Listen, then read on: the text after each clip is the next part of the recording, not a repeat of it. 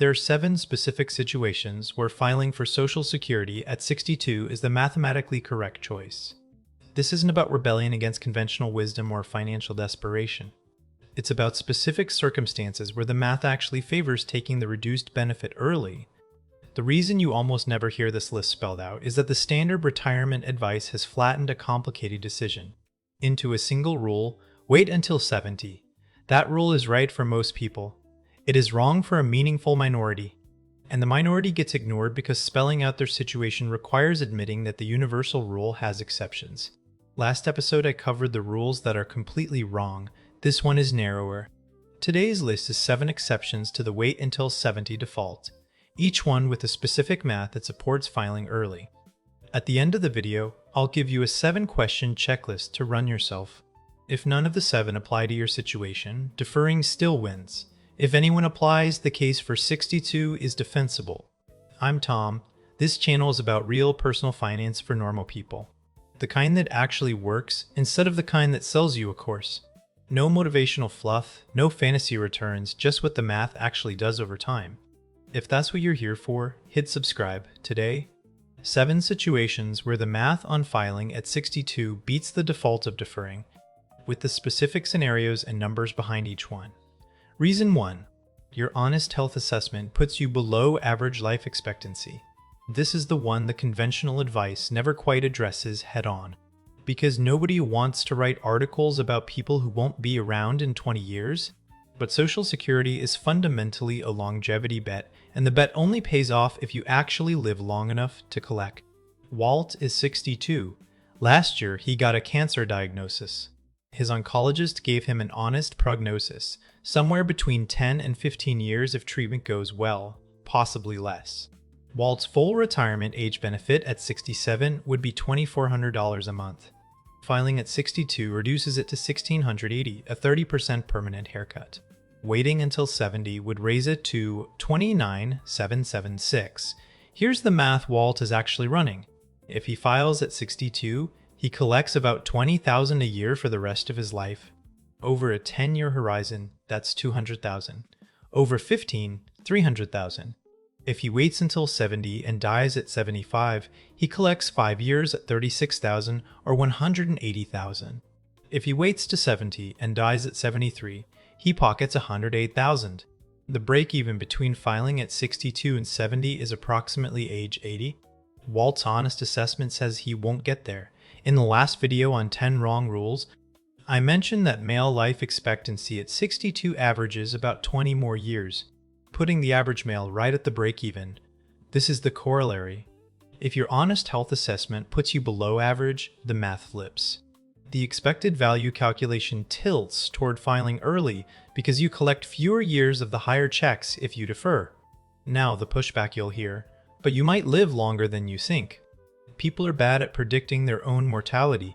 That's true for healthy 62-year-olds who feel a vague pessimism about the future. It is not true for someone with a specific diagnosis and a specific prognosis from a specific doctor. The pushback applies to vague optimism or pessimism in either direction. It does not apply to medical evidence. Walt has medical evidence. He files at 62. Reason 2, you're the younger, lower-earning spouse, and your partner will defer. This is one of the most underused strategies in retirement planning because it requires the 2 spouses to coordinate, and most retirement advice treats the household as one decision instead of 2. Bill is 62. He spent 30 years as a corporate finance director with a full retirement age benefit of $3,000 a month. His wife Janet is 58, 4 years younger, and earned considerably less over her career as a part-time consultant. Her full retirement age benefit is $1,200 a month. The optimal coordinated strategy looks like this. Janet, the lower earner, files at 62 when she gets there in 4 years, collecting $840 a month, or about $10,000 a year. Bill, the higher earner, defers his own benefit to 70, collecting $3,720 a month at that point, or about $44,000 a year. The strategy works because of survivor benefits.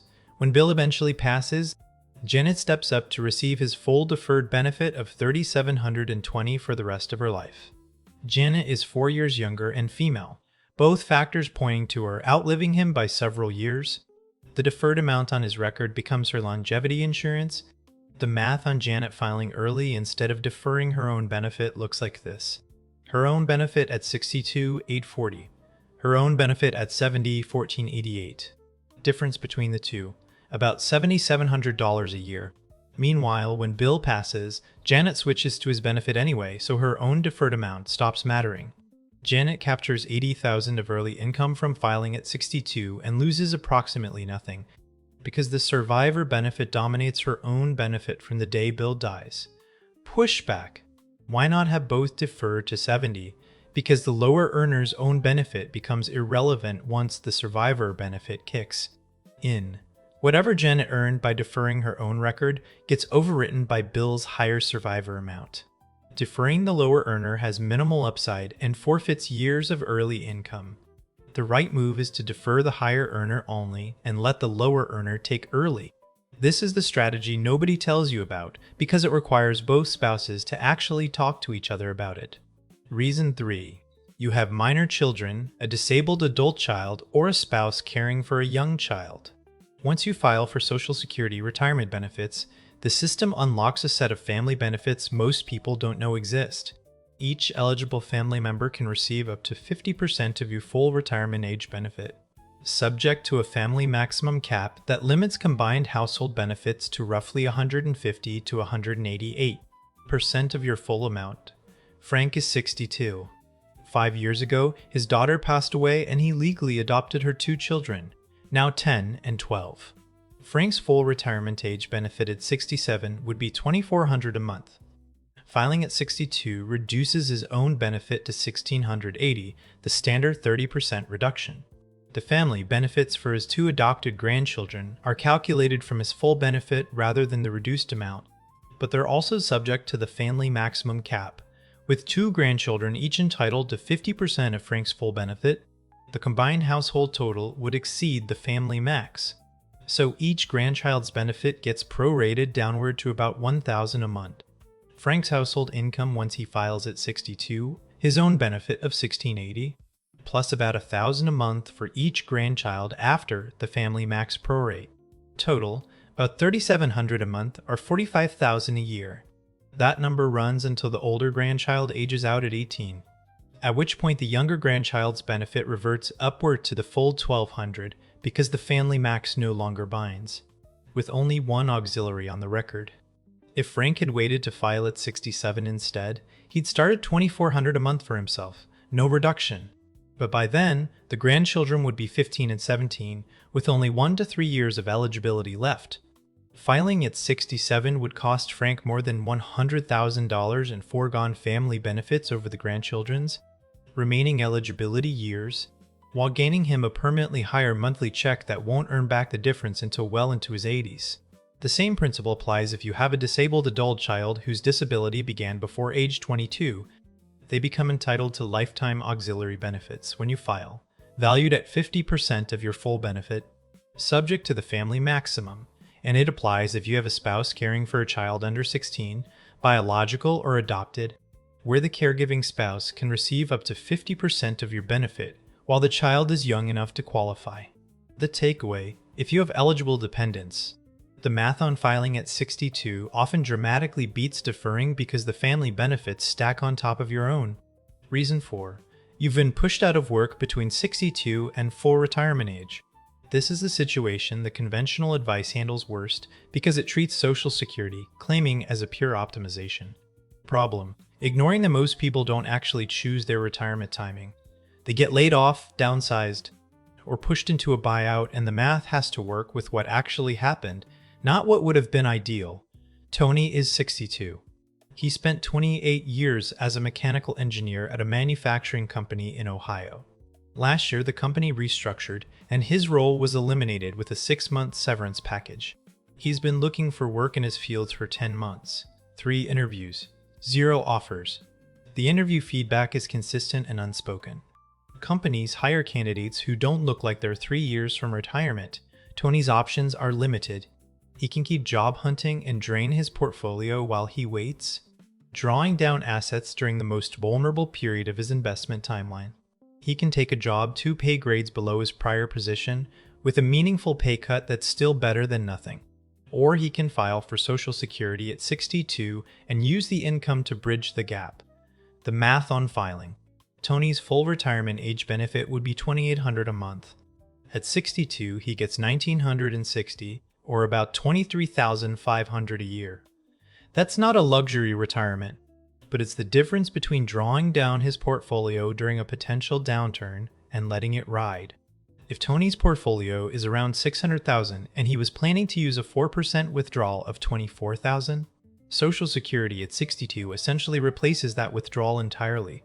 The portfolio gets to keep compounding through the early years that matter most. Pushback. Why not just live off the portfolio for a few years and let Social Security keep growing? Because the early withdrawal years are exactly when sequence of returns risk is highest. Pulling $24,000 a year from a portfolio in years 1 through 5 of retirement does dramatically more damage to the long-term sustainability of that portfolio than pulling the same amount in years 15 through 20. Social Security at 62 preserves your most fragile asset, your portfolio, at the most fragile time, the first 5 years. If Tony later gets rehired, filing isn't permanent in the way most people think.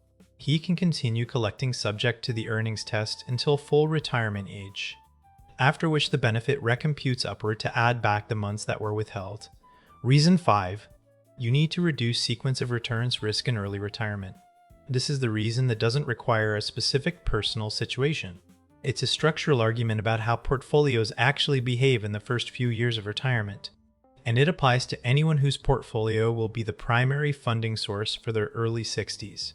Here's the math behind sequence risk. A retiree with a $500,000 portfolio drawing a sustainable 4%, or $20,000 a year, in a normal market ends 30 years later with their portfolio roughly intact in real terms. The same retiree drawing the same amount but facing a 30% market decline in years 1 and 2 of retirement often runs out of money in their early 80s, even if the long-term average return matches the normal scenario. The early withdrawals during the drawdown lock in losses that the recovery years cannot compensate for. Filing for Social Security at 62 provides about $20,000 a year of guaranteed income, which directly reduces how much you need to pull from the portfolio during those vulnerable early years. Instead of withdrawing $20,000 while the market is down, you withdraw closer to zero and let the portfolio recover. The 8 years of Social Security from 62 to 70 give the portfolio the equivalent of 8 years of zero pressure. Compounding right when it needs the breathing room. Run the math on a representative scenario. $500,000 portfolio, $50,000 a year of total spending needed, $20,000 from Social Security at 62. Portfolio withdrawal, $30,000 instead of $50, after 8 years of bad market sequence. The difference between drawing $30 versus $50 annually leaves roughly $160,000 more in the portfolio. That extra portfolio value compounds for the remaining 20-plus years of retirement, often more than offsetting the lower lifetime Social Security checks. Pushback. Use a cash buffer instead. Hold 2 or 3 years of expenses in cash to ride out the bad years. That works partially, but cash sitting in a money market account earns less than the Social Security delayed retirement credit. And cash doesn't replace itself when you spend it. Social Security does. The cash buffer is a one-time defense. Social Security is an annual income stream. Both can be used together, but if you're choosing one, the recurring income beats the one-shot reserve. The structural advantage of filing at 62 is the 8-year window where you don't have to be a portfolio seller during whatever market shows up. That's worth real money over a 30-year retirement. Reason 6. Your pension or annuity already covers longevity. This one is for the smaller group of retirees who already have guaranteed income streams that cover their fixed living costs. For them, Social Security isn't doing the longevity insurance job. It's supplementary income for things that aren't survival. Paul is 68 now. He retired at 54 after 34 years as a Pennsylvania state employee, with a pension that pays him about $50,000 a year. His wife has her own pension and Social Security. Their combined fixed income from pensions plus eventual Social Security covers their living expenses with room to spare. They also have a 7-figure portfolio that's been growing untouched since Paul retired. Paul filed for Social Security at 62, His benefit was about $1,800 a month. A financial planner had advised him to defer to 70, where the benefit would have grown to about $2,700. Paul ran the math himself. 8 years of foregone Social Security at 62 adds up to about $170,000. That's a real number. The pension covered his expenses regardless. His portfolio could compound regardless. The Social Security checks at 62 went into a separate account for travel, grandkid expenses, and the occasional weekend at his cabin in the Poconos. Paul used the money. He didn't need it. That's exactly the situation where filing at 62 is right. The conventional argument against early filing assumes Social Security is doing the heavy lifting of paying for someone's life. When it's not, when other income streams are covering the necessary expenses, the deferral math loses most of its appeal. You're optimizing a smaller and smaller piece of your overall income picture. And the optimization isn't worth 8 years of foregone money you'd actually enjoy. Pushback. But Social Security is inflation protected. Why give up the cost of living adjustment? 2 answers. First, the COLA applies to whatever benefit you're collecting, including the reduced benefit at 62. Paul's smaller Social Security check still gets the annual cost of living adjustment, the same as a deferred check would. The COLA is a feature of the program at any claiming age, not a special perk of waiting. Second, if you already have multiple sources of inflation-protected income, like Paul does with his pension and his equity-heavy portfolio, you're not depending on Social Security to do that job alone. If Social Security is your only inflation hedge, defer. If you already have pensions or annuities covering your essentials, file at 62 and use the money on the parts of life that will actually benefit from it. Reason 7. You plan to front-load spending in your early 60s. This is the only reason on the list that isn't pure math. It's a values argument supported by spending data, and it deserves a place on the list because the standard retirement model assumes $1 at 65 is worth exactly the same as $1 at 85. Real spending data shows otherwise. The BLS Consumer Expenditure Survey for 2024 shows average household spending peaks in the 45 to 54 age bracket at around $100,000 a year, drops to about $61,000 for households age 65 and older, and continues to decline as households age into their late 70s and beyond. That tracks what people actually do, not what they could afford to do. 68-year-olds travel. 78-year-olds travel less. 88-year-olds travel almost not at all.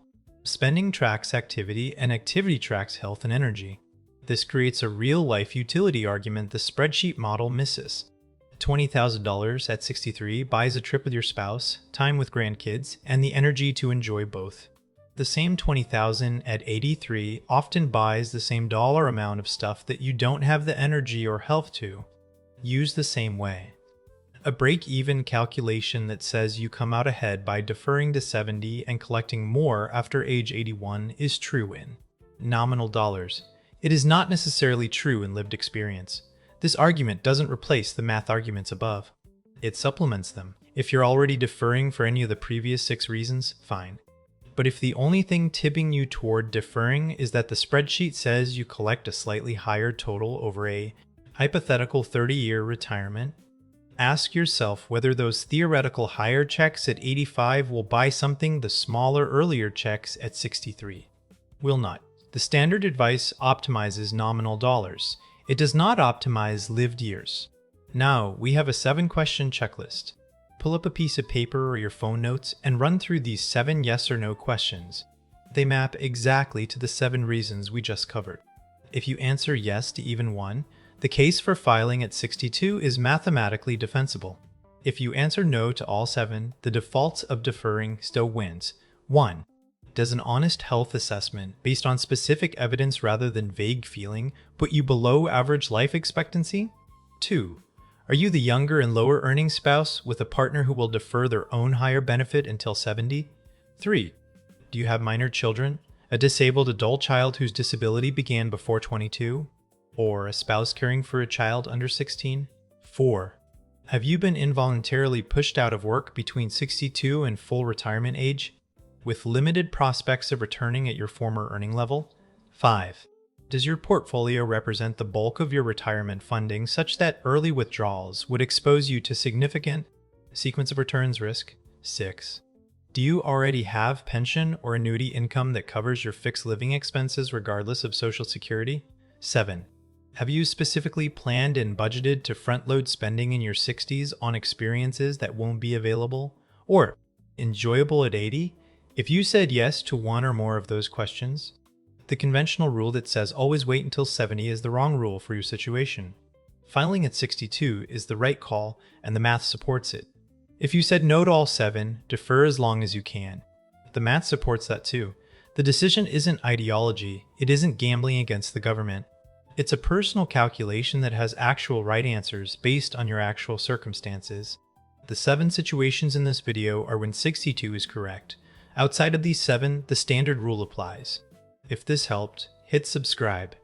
The next video covers the related question of when to claim if you've already passed 62 and you're choosing between 65, full retirement age, and 70.